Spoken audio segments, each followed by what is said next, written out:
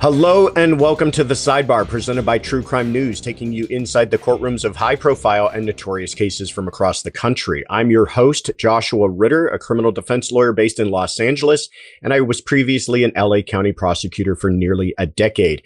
You can find me on all social media at Joshua Ritter ESQ or at joshuaritter.com.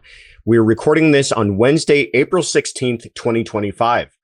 In this week's episode, a California judge facing a second trial for the fatal shooting of his own wife. Plus, after lengthy jury selection process, Boston area woman Karen Reed's retrial for murder is set to kick off. But first, new developments in the University of Idaho murders case as a judge considers evidence of Bryan Kohberger's autism diagnosis and the theory of an alternate suspect. Today, we're joined by Eric Faddis, an attorney and legal analyst you can catch on Nancy Grace, Court TV, and News Nation, amongst many other outlets. Eric, welcome. Josh, good to be with you. Very good to have you. I'm a big fan of yours. I always love hearing your commentary. I've seen you several times, like on a Nancy Grace and News Nation. So I know that you follow these cases closely, and I'm curious to hear your thoughts. Let's just go ahead and jump right in, if we can, to this first case out of Moscow, Idaho. A recent hearing in the University of Idaho murders case has revealed new details which could affect the trial.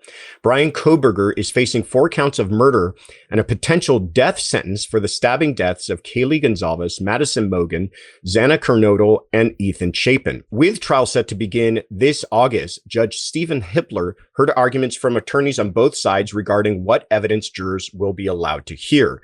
During the lengthy hearing, Kohberger's defense indicated that they intended to pursue a theory based around an alternate suspect in the fatal stabbings, reasoning that evidence suggests the crime was likely committed with 2 different weapons by 2 perpetrators. While the judge didn't make an immediate ruling on the evidence, Kohberger's defense will be required to back up their theory by May to determine if evidence suggesting an alternative suspect will be allowed at the trial.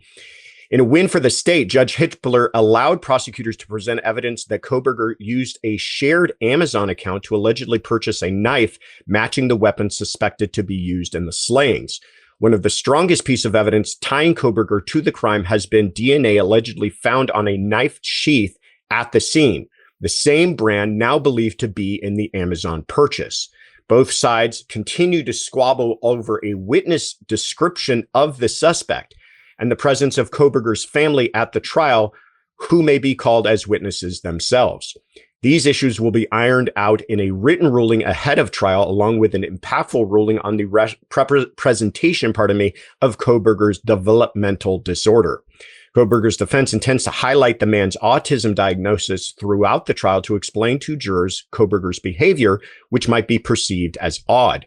While the diagnosis would be expected to come into play in the penalty phase, if that is necessary, using it throughout the trial would be an unprecedented move that could have massive legal implications moving forward. Eric, first of all, I'm just going to let you jump right in. A lot of rulings lately. We've had a lot of movement on this case in the last few weeks. Do any of these surprise you? Do you think any of these rulings will have a huge impact on the trial? Just jump in and tell us your thoughts. Oh, sure. Well, I mean, the biggest bombshell is the Amazon purchases. You know, in a homicide case, you don't always have evidence of a murder weapon. Here, the government has not only evidence of a murder weapon, but evidence that someone on Kohberger's Amazon account purchased that specific murder weapon and a sheath to go with it and a sharpener on top of that. And so, you know, I think the defense is going to try to argue that, hey, other people might have access to this account. Okay, but you know, the jury's going to want to know, okay, who has access to this? Are you saying, you know, it was your dad who bought this, and why in the world is this apparently the same exact knife sheath found at the scene with Kohberger's DNA on it? You know, defense was advocating to keep that out. That's coming in, and I think that is a huge problem for the defense.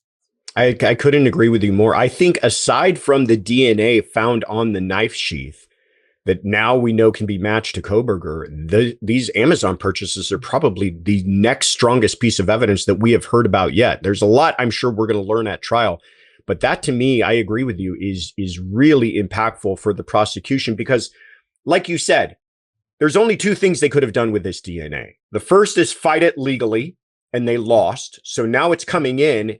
The next was now provide the jury with some sort of innocent explanation as to why your client's DNA ended up on that knife sheath. And before, when they might have had a puncher's chance to explain some sort of transfer or accidental, what have you, now you've got a purchase. You've got an Amazon purchase showing that he purchased likely that knife sheath and the knife involved in the murders, months in advance. I just feel like this may have foreclosed the door on any possible argument with that DNA. Do you think it was that devastating? Yeah, no, Josh, I feel you. And I think that, there were murmurs early on about, is defense going to suggest that maybe the knife sheath was planted and somehow Kohberger's DNA got on it through some shady means? But this kind of forecloses on that argument too, or at least it seems to.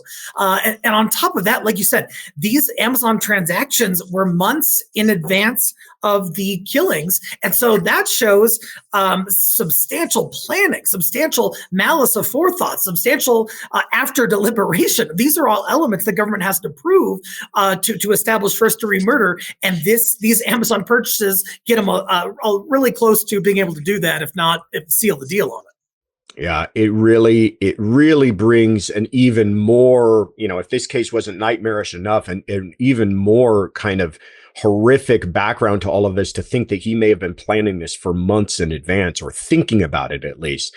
Talk to me a little bit about the bushy eyebrows, because the defense, and I'm curious to hear your thoughts on this. They went after the only kind of what could be described as an eyewitness to anyone being in the home that evening, is one of the surviving roommates who describes seeing a gentleman in the middle of the night wearing all black, covered, face covered with a mask. And the only feature that stood out was his eyebrows being described as bushy eyebrows. And they wanted that kept out. Now, to combat that, the prosecution brings in a photograph taken by Kohberger, allegedly found on his phone, a selfie within hours of the murders. I'm curious, was that a good move going after the eyebrows? Now they're going to get in this photo. Do you think this is just kind of one of those things where they're just going to attack every piece of evidence that the prosecution tries to bring in? In a death penalty case, Josh, of course, as you know, you've really got to bring every argument you possibly can, in part because you need to preserve those arguments for appeal if there is a conviction. That being said, you got to kind of play a chess match here. You got to say, hey, if I attack X, what's the other side going to do? Am I going to be in a worse off position if I take this avenue? And that's kind of what happened with this eyebrows thing. Look, there was an eyewitness at the scene, and these eyebrows are pretty characteristic. You look at Bryan Kohberger, he's got some interesting, distinct eyebrows. My wife has eyebrows like that. Her family does. They're just something that sort of is characteristic and distinct and jumps out at you. And so, to get them excluded, I don't think any judge in the world would exclude those. Defense was arguing that, hey, maybe the eyewitness was intoxicated and perhaps influenced by post-event media. Fair arguments. Bring those, cross-examine on those. Tell the jury about those. But to try to get this out, and now the government coming back and saying, oh, well, actually, we got a selfie, which pretty much matches that exact piece of the eyewitness description. Not good. Not good. Not good. No. Yeah. To me, it's more of a weight rather than admissibility question. If you want to go after the reliability of that witness, you can attack the weight of that evidence and what weight the jurors should assign to it. But whether or not you're going to prevent them from testifying to that description, it didn't seem like it had much of a chance to me. I've heard a lot of people there's all this chatter online about this case. And you've got the crowd who say those aren't bushy eyebrows. And then you've got another crowd who say they're absolutely bushy eyebrows. I'll tell you what, though, to me, and I've said this from the start, we're never going to have that moment in trial where this eyewitness, this roommate, is going to stand up and say, that's the man, and point across the courtroom and then in this big dramatic moment.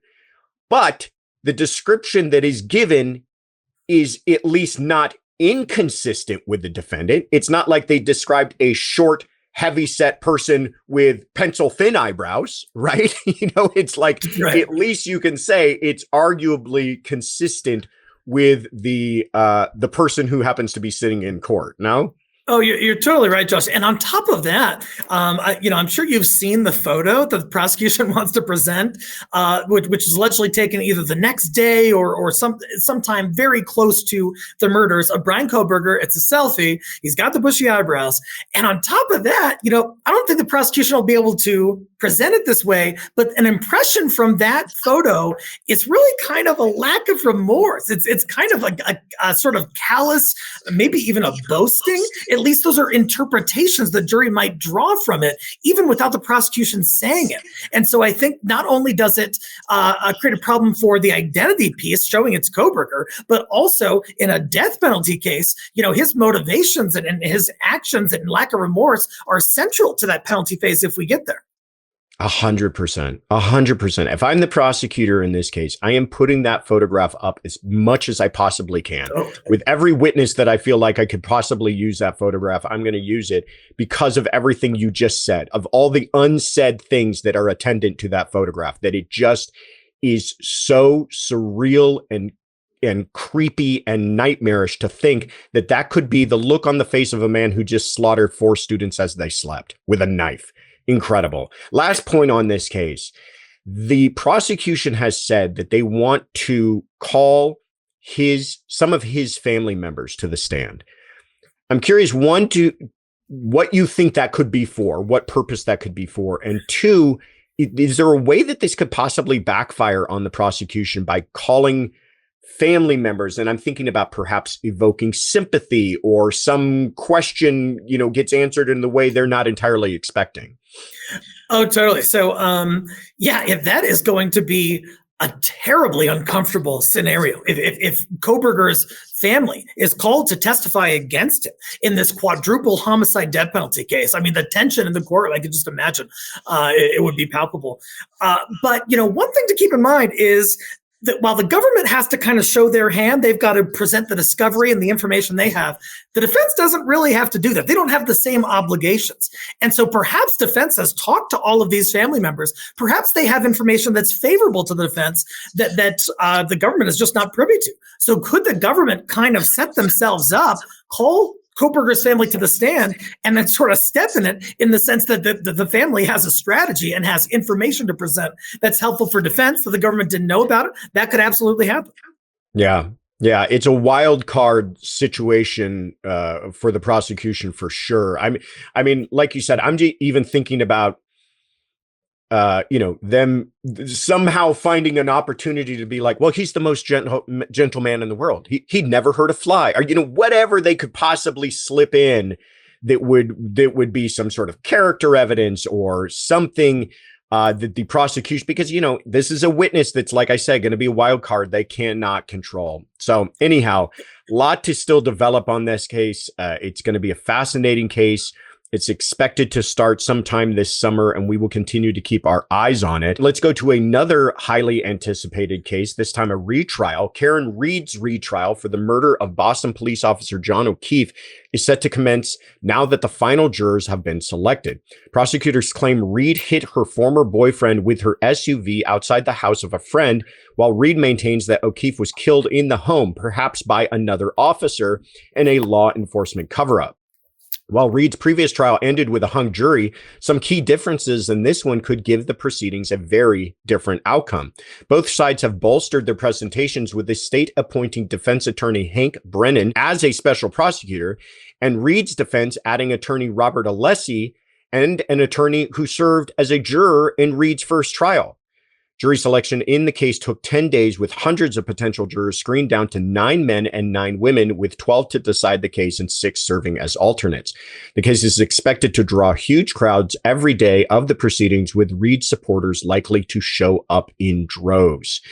What are you expecting out of this new trial? Tell me what you think will be the same, and then what do you think might be different this time around?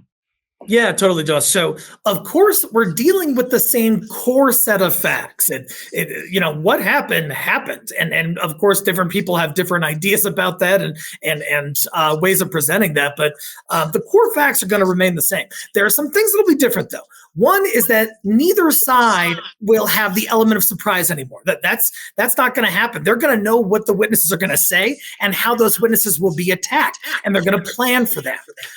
Additionally, there are other possible witnesses. So Turtle Boy, who is this sort of blogger who was on Karen Read's side and by some accounts may have engaged in some witness harassment and intimidation and has communications with Karen Read and with Karen Read's attorney. That could be a huge new development in the second trial that we didn't see in the first. And I'll be interested also to learn how this Trooper Proctor issue is addressed. You know, he's sort of by some accounts tanked the first case, or at least really had some shady stuff come out about him. Is he even going to be called in the second case? If so, how are they going to deal with that? A lot of unknowns still in the second trial. Yeah, you're right. I mean, it's same facts, but it's just got the feel that somehow it's going to play out very differently. We've got a lot of, I think the biggest change, obviously, was the change in prosecutor. Adam Lally, I don't want to say anything bad about the man. I think he did a serviceable job. He seems like one of these prosecutors that's just kind of a career guy that just, facts as facts are and just presents them. Whereas now with Hank Brennan, you see, in my view, much more of a kind of skilled trial practitioner and somebody who's going in there with a real kind of scalpel-like precision, trying to chop apart the defense case. Usually I would say, but I want to hear your thoughts, that in a retrial, it might favor the prosecution because the defense has now blown any opportunity or used up any opportunity at surprise and catching, arguments or whatever have you. What do you think? Do you think there's any advantage to either side this time around on this retrial? Just by the mere fact that it's a retrial, I should say. Yeah, just on that basis, I agree with you. So as mentioned, like defense doesn't have the same disclosure obligations as the government, so the defense can kind of have information that they keep close to the vest and they sort of unleash it at trial, and the prosecutor has to scramble to address it. Here, I don't think that that's going to happen because the prosecutor sort of knows what's going to go down. There's no such element of surprise. And then on top of that, we have, some of Karen Read's activities since the first retrial that have been significant.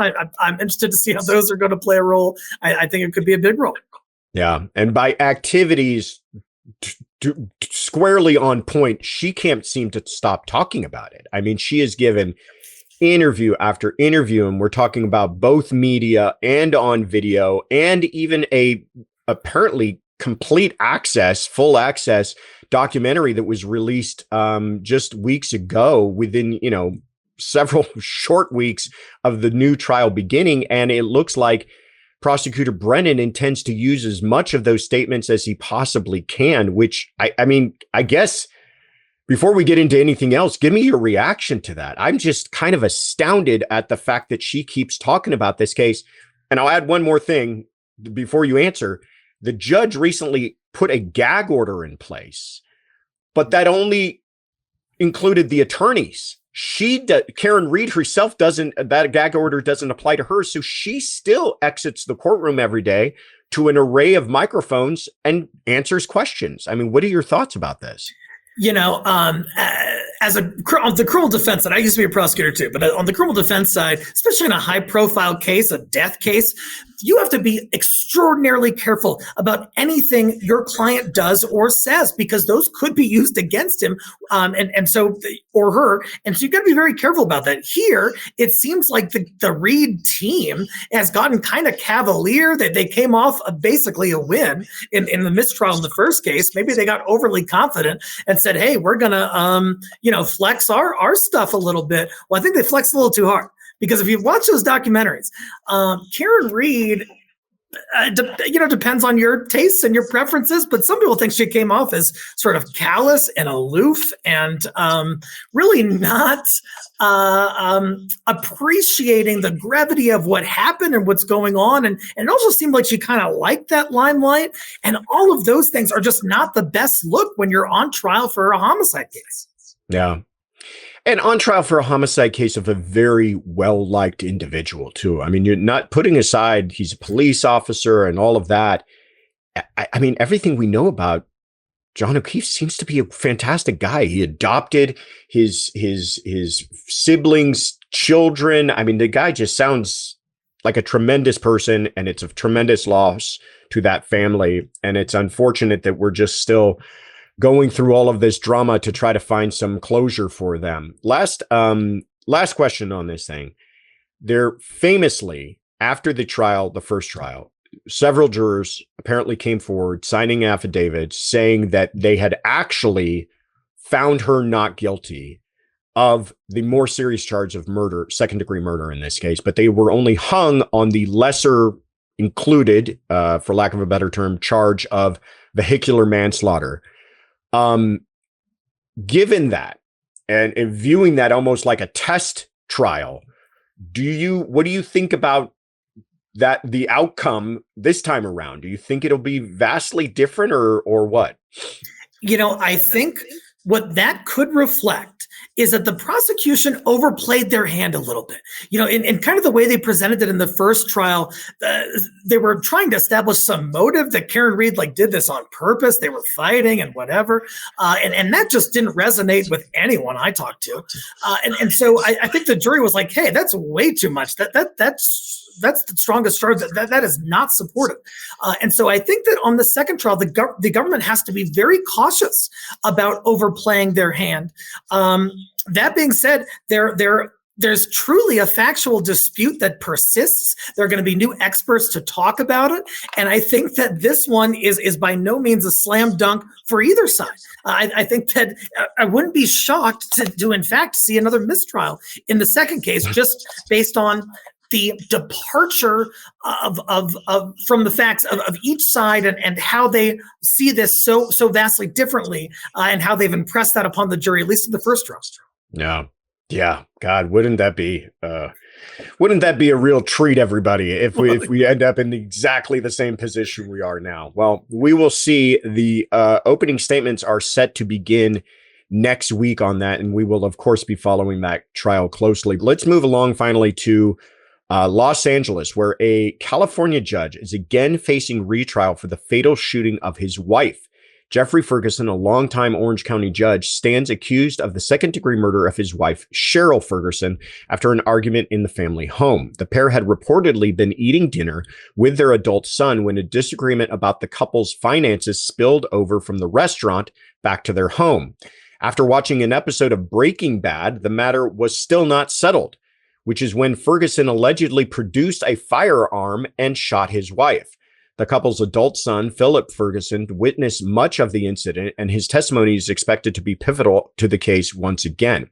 On his second day of testimony, Philip revealed a family secret that may provide additional motive in the case. Allegedly, the family discovered that one of Ferguson's adult children from a previous marriage was not the man's biological child. Reportedly, Ferguson continued financial support of the man angered Cheryl, leading to tension between the couple. While it's unclear how the secret will affect the verdict the second time around, jurors were unable to reach a consensus last time out, despite Ferguson's alleged confession in the wake of the shooting. Eric, I got to get your thoughts on this one, because I know how I felt about it. As a former prosecutor and now defense attorney yourself, this trial hung 11-1 for guilt. Do you think this thing was all over during jury selection? In other words, do you think this was just more of a factor of not finding that one holdout juror, and that this case was never going to end any way differently? Oh gosh, as a former prosecutor doing jury selection, you want to try to identify the wild cards. You want to identify the folks who might just completely go sideways on you for no good reason. And you don't want that person on the jury. I can't help but wonder if the jury was 11-1 for guilty, who that one was, what their disposition was like, what their answers were like in voir dire, and if perhaps a mistake was made by not taking more measures to try and exclude that person, because had they done so, sounds like they already convinced the substantial majority of the entire jury. But here we are on the second go round. Yeah, no, I agree. Listen, everybody is entitled to their opinion. That is why we have the system that we have. That is why a jury is not a conviction until it's unanimous, at least in the state of California, for sure. And that if one person says you haven't convinced me, then that should be enough. And I stand by all of those things. But I also deal in the world of reality, having done this for 20 something years, and know that that means that one person was probably from the very beginning never going to vote guilty on this case. And that's why I say I feel like, at least I remember my time in the prosecutor's office, we would view this as a problem with jury selection and not with a problem with the case itself. I mean, given all of that, do you think that the prosecution changes strategy at all this time around? I mean, they were able to convince 11 folks. Do you think it really is a shortcoming in the way they put together the case?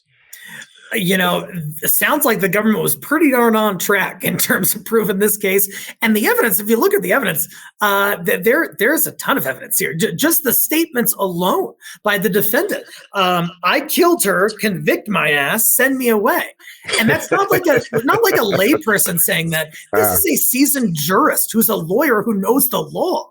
That confession has great weight, I think. Yeah. He took the stand the last time around, which I always think that self-defense cases are probably one of those rare circumstances where you might need to hear from the defendant. And he took the stand, and it wasn't a self-defense situation, but he essentially said he made a mistake, that he was trying to grab the gun, that he kind of slipped, that he's whatever, conglomeration of unfortunates took place for him to have end up shooting his wife. I guess my question is, one, do you think he takes a stand the second time around? Does he have to do that again? And two, what does the defense do? Like, is there any way for them to improve their position now, knowing that not many people bought what they were selling the first time around? Gosh, I think that confession to police is so problematic. And keep in mind, the defendant didn't say to police, hey, this was an accident. It accidentally went off. I got a shoulder thing and, something wacky happened. He didn't say anything like that, which is the first thing you would expect him to say if that's what happened. But I think on retrial, I think he does probably have to testify again to explain that confession and also explain the circumstances of what happened, because I guess the son was present, but there's some equivocation as to whether the son actually saw the gun go off and what the circumstances of that were. And so who is left to talk about that but the defendant? Yeah. Yeah, I agree with you. I feel like if he's got a chance at all, he tries to get up there again and convince someone, because otherwise, you're right. The only words out of his mouth at that point are him basically saying, lock me up. I did it. Fascinating case. Again, another retrial. We will continue to keep our eyes on it and follow it. But in the meantime, that is our show for this week. Eric, thank you so much for being on. Where can people find out more about you? Yeah, Josh, stoked to be with you. I've seen your work everywhere and have been on the show, fortunately, at least once. So thanks so much for having me. Folks can check us out on TikTok and Instagram, all the socials. It's at Varner Faddis. Faddis like my last name. And come check us out. We got some wacky, cool stuff on there, and be a fun time. Fantastic. And I'm your host, Josh Ritter. You can find me on Instagram and Twitter at Joshua Ritter ESQ. And if you want to hear my thoughts and coverage on even more true crime cases, you can also check out my YouTube channel, Courtroom Confidential.